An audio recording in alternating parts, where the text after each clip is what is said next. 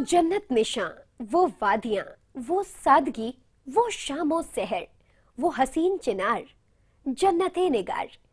उसके माजी में छुपे कई सवाल, वो बेमिसाल है। जी हां, वो कश्मीर है, जो न सिर्फ कुदरत की खूबसूरती से लबरेज है, बल्कि वहां की रस्म रिवाज, तहजीबें और रिवायतें भी हैं काबिले तारीफ। शायर उसे हिंदुस्तान का कोहिनूर कहते हैं, दुनिया उसे कश्मीर कहकर पुकारती है। वहां की पाकीज़गी और रस्मों रिवाज से हम हर हफ्ते आपको रूबरू करवाते हैं। तो पेश है हमारी खास पेशकश कश्मीर कॉलिंग, और मैं हूं आपके साथ ज्योति मिश्रा।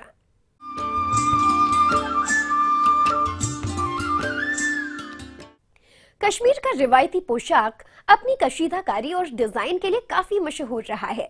भले ही अब कश्मीर के लोग हर रोज इन रिवायती पोशाक को ना पहनते हों, लेकिन यहां आने वाले दुनिया भर के सैलानियों के लिए यहां का रिवायती पोशाक हमेशा दिलचस्पी का मरकज रहा है।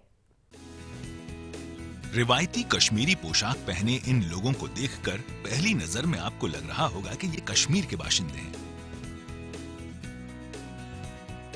लेकिन सच तो ये है कि ये कश्मीर के बाशिंदे नहीं, बल्कि सैलानी हैं। ये कश्मीर का खास पोशाक फेरन है, जिसे मर्द और औरत दोनों पहनते हैं। कश्मीर के लोग ठंड से बचने के लिए फेरन जरूर पहनते हैं।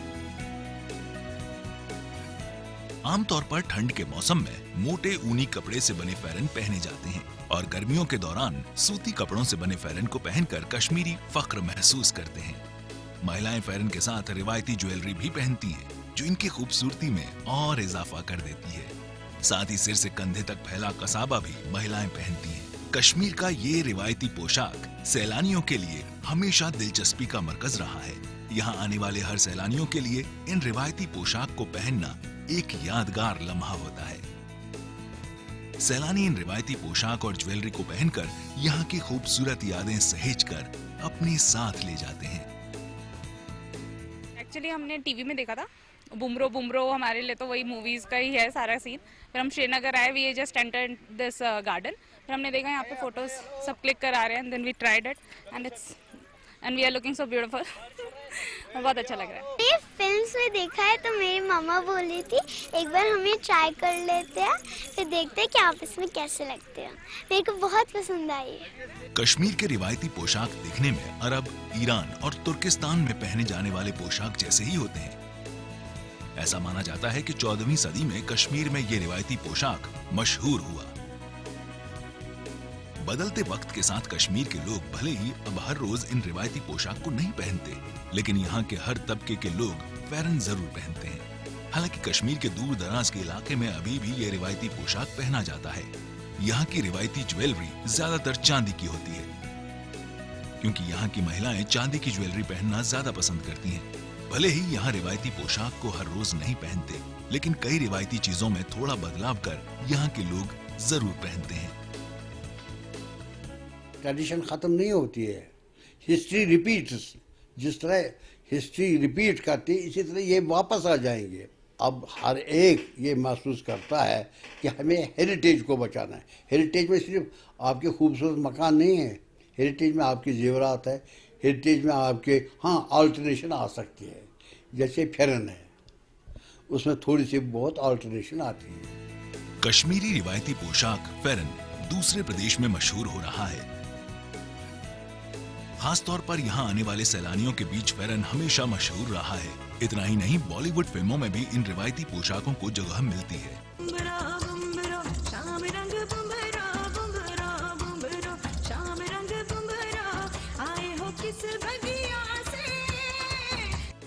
कश्मीर के लोग भी अपनी अनूठी विरासत और पहचान से जुड़कर फख्र महसूस करते हैं। शायद यही वजह है कि यहाँ के ज्यादातर लोग इन रिवायती पोशाकों का इस्तेमाल करना नहीं भूले हैं। Sanam Tasadduq, ETV news, Srinagar. श्रीनगर का डल झील, नगीन झील और झेलम नदी के पानी पर आबाद हाउस बोट कश्मीर के माजी की शान को बयां करते हैं। या यूं कहें कि हाउस बोट के बिना कश्मीर का टूरिज्म इंडस्ट्री अधूरा है, क्योंकि देसी विदेशी सैलानी ज्यादातर अपना वक्त हाउस बोट में ही बिताना पसंद करते हैं।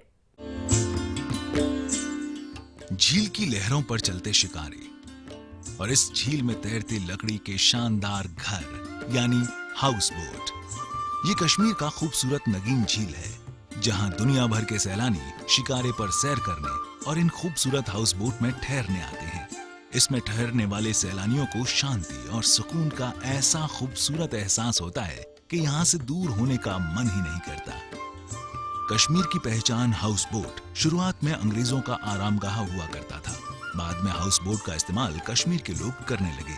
वक्त के साथ हाउस बोट कश्मीर टूरिज्म का हिस्सा बन गया। स्टेट टूरिज्म डिपार्टमेंट की ओर से हाउस बोट में मेहमानों को मिलने वाली सुविधा के मुताबिक ग्रेडिंग की जाती है, जिनमें सुपर डिलक्स, डिलक्स और डोरमेट्री ग्रेड है।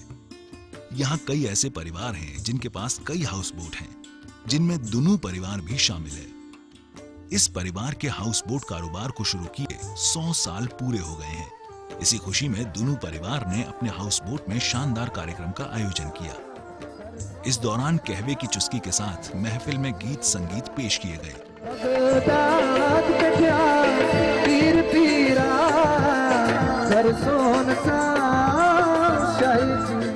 मोहम्मद सुभान दोनों का ताल्लुक इसी परिवार से रहा है, जिनके पास साल 1916 में हेनली नाम का पहला हाउस बोट हुआ करता था। मैंने अपने वालिद साहब से उनके साथ डिस्कशन किया और उनको बता दिया कि मुझे रिकॉर्ड्स चाहिए। तो उन्होंने जो रिकॉर्ड्स रखे थे मौजूद, उनके पास जो रिकॉर्ड था 1916 का, जो मरहूम मेरे परदादा का था, मोहम्मद सुभान दोनों का। तो मुझे वो लगा कि वो बड़ा एंथेटिक है और प्रूफ भी है एज इन रिकॉर्ड्स। तो फिर मैंने 1 साल तक इस पे होमवर्क किया और फाइनली आज की डेट में हमने इस जो ये 100 साल है मुकम्मल कर दिया। मैंने उसको सब डेट दे दिया। डेट मेरा दादा था, उसका मेरा बाप था, उसका भी दे दिया, किस वक्त में क्या किया उन्होंने, और बोट कौन सा दे दिया था उसको बाप ने, उसको हम ये देखभाल करता था। देवदार की लकड़ी से बने हाउस बोट में ठहरना सैलानियों के लिए किसी ख्वाब के सच होने जैसा है, क्योंकि ये किसी शानदार होटल की तरह तमाम सुविधाओं से लैस होता है।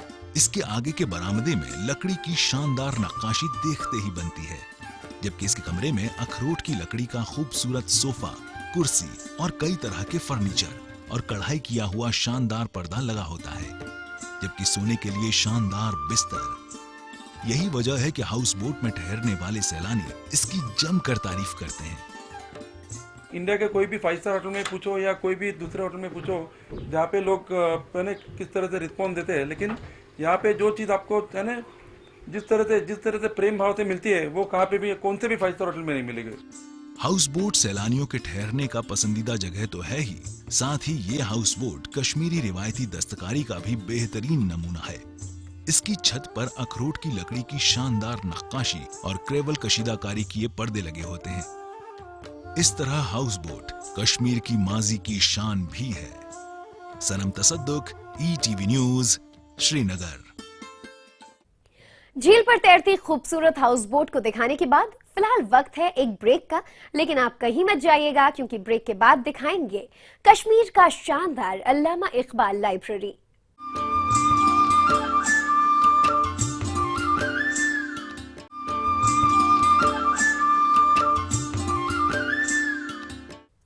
ब्रेक के बाद आपका स्वागत है। आप देख रहे हैं कश्मीर कॉलिंग। कश्मीर की अदब, फन और कारीगरी की तारीखी अहमियत है। कश्मीर के लोगों के जीने का अंदाज, अदब और फन किस तरह का रहा है, इसके गवाह हैं कश्मीर के अल्लामा इकबाल लाइब्रेरी में मौजूद नायाब मैन्यूस्क्रिप्ट और किताबें भी। तो आइए आपको लेकर चलते हैं शानदार अल्लामा इकबाल लाइब्रेरी।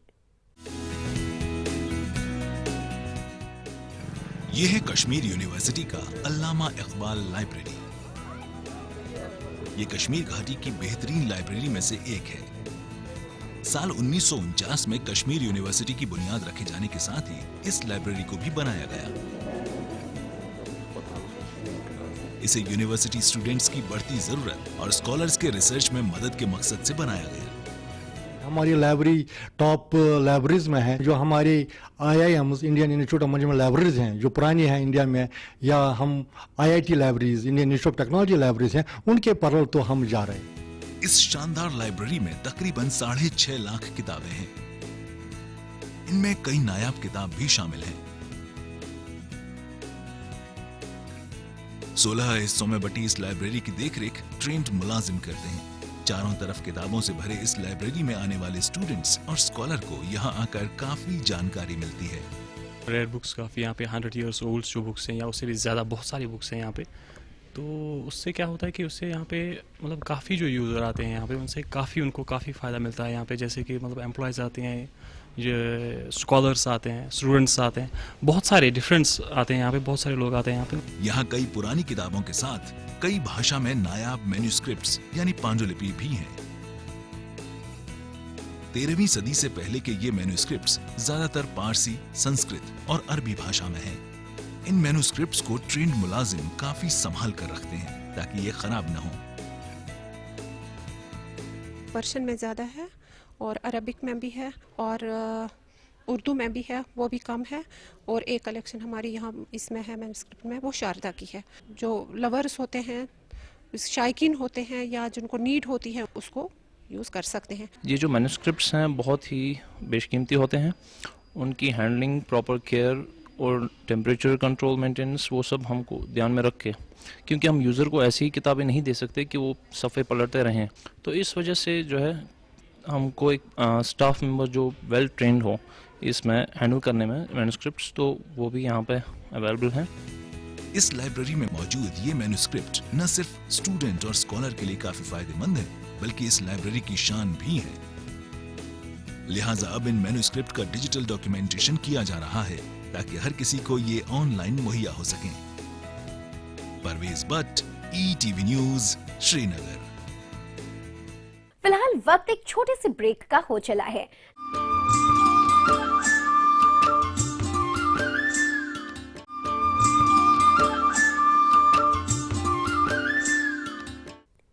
ब्रेक के बाद एक बार फिर से आपका स्वागत है कश्मीर कॉलिंग में। वादिया कश्मीर की लड़कियां मुख्तलिफ शोबों में अपनी मेहनत से अलग मकाम हासिल कर रही हैं, जिनमें गायिका महमीद सईद भी शामिल हैं, जो न सिर्फ कश्मीरी गायिका के तौर पर अपनी पहचान बना चुकी हैं, बल्कि अपने म्यूजिक ग्रुप IBM के साथ दुनिया भर में कश्मीरी मौसीकी को पहचान दिला रही हैं।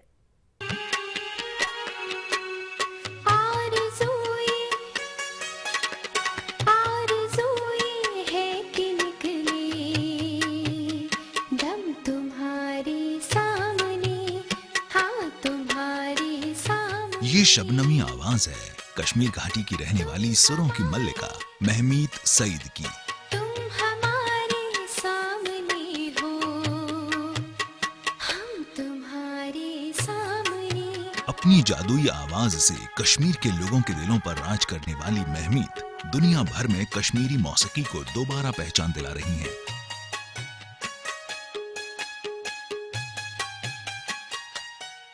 कश्मीर घाटी के जाने माने परिवार से ताल्लुक रखने वाली 28 साल की महमीद को संगीत विरासत में मिला है।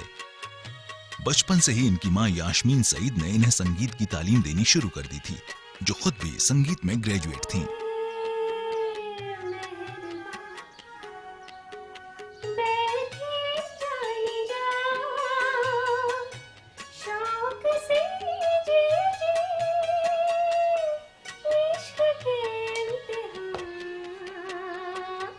अपनी मां से संगीत की शुरुआती तालीम हासिल करने के बाद महमीद ने कई जाने माने संगीतकारों से भी संगीत की तालीम ली।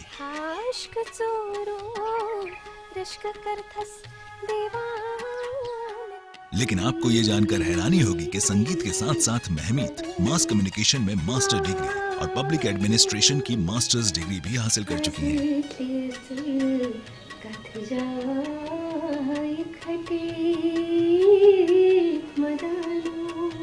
साल 2003 में अपने माता पिता की मदद से महमीद ने गायिका के तौर पर पहली बार श्रीनगर के टैगोर हॉल में अपनी आवाज का जादू बिखेरा। महमीद के लिए गायिका के तौर पर कश्मीर में मुकाम हासिल करना आसान नहीं था, लेकिन माता पिता का पूरा साथ मिलने से इनकी सारी मुश्किलें दूर होती चली गईं। मेरा टारगेट सिर्फ म्यूजिक था और सबसे बड़ी बात ये थी कि मेरी फैमिली खड़ी थी जिन्होंने मुझे हर टाइम, हर स्टेप पे, हर कदम पे सपोर्ट किया। मुझे हर एक से एनकरेजमेंट मिली, फ्रेंड से एनकरेजमेंट मिली, रिलेटिव से एनकरेजमेंट मिली, जस्ट बिकॉज क्योंकि मेरी फैमिली, मेरी मामा जो कि खुद एक म्यूज़िक ग्रेजुएट थी खुद भी, और उन्होंने मुझे काफ़ी सपोर्ट किया है इस फील्ड में आने के लिए। आहिस्ता आहिस्ता कश्मीर में महमीद की पहचान एक बेहतरीन गायिका के तौर पर होने लगी।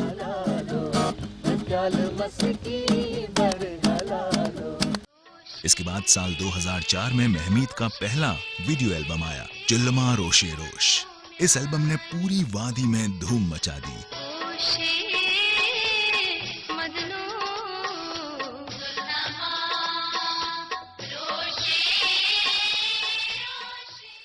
मौसीकी के हर रंग में गाने का हुनर रखने वाली महमीद की मुलाकात इसी दौरान गायक इरफान और बिलाल से हुई। इसके बाद महमीद ने दोनों के साथ मिलकर रिवायती कश्मीरी मौसीकी को पहचान दिलाने के लिए IBM म्यूजिकल ग्रुप बनाया। फिर क्या था, इन तीनों फनकारों की आवाज एक साथ वादी में गूंजने लगी।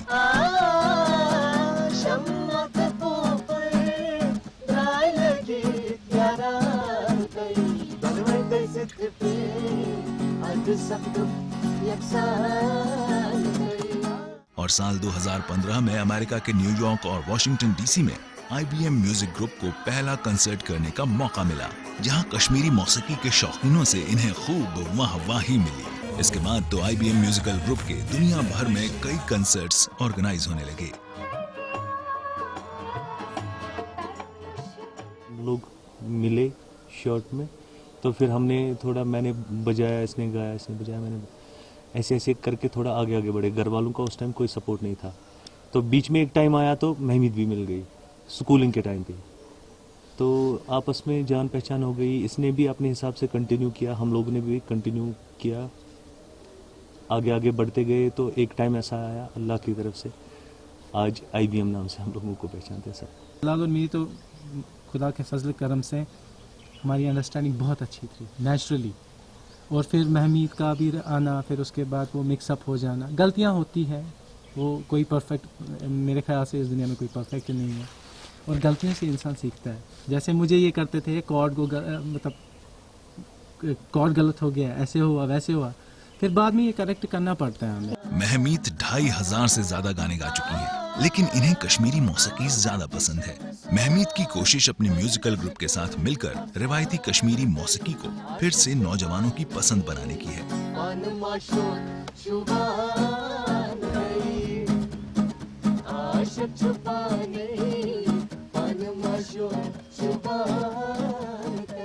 म्यूज़िक एक बहुत अच्छा तरीका है जिससे हम कन्विंस कर सके, मोटिवेट कर सके अपनी लैंग्वेज की और अपने लिटरेचर की और यंग जनरेशन है उनको। सो इसीलिए हमारा ये है कि म्यूज़िक के थ्रू अगर हम जो इसके अगेंस्ट हैं, जो इस चीज़ को पसंद नहीं करते हैं, वो भी इस चीज़ को पसंद करें और हमें सुने, और अपनी नई जनरेशन को भी मोटिवेट करें कश्मीरी बोलने पे और कश्मीरी लाइक करने पे। कश्मीरी मौसीकी को न सिर्फ कश्मीर घाटी में बल्कि दुनिया भर में दोबारा पहचान दिलाने के लिए महमीद को देश का बेहद सम्मानित अवार्ड पद्मश्री के लिए नॉमिनेट किया जा चुका है। इतना ही नहीं, बॉलीवुड फिल्म में भी महमीद गाने गा चुकी हैं, लेकिन महमीद अभी भी पूरी शिद्दत से कश्मीरी मौसीकी को दुनिया भर में पहचान दिलाने में जुटी हैं। Sanam Tasadduq, ETV news, Srinagar. Kashmir calling की इस खास पेशकश में आज के लिए बस इतना ही। मुझे इजाजत दीजिए, लेकिन देश और दुनिया की बाकी खबरों के लिए देखते रहिए ETV न्यूज़।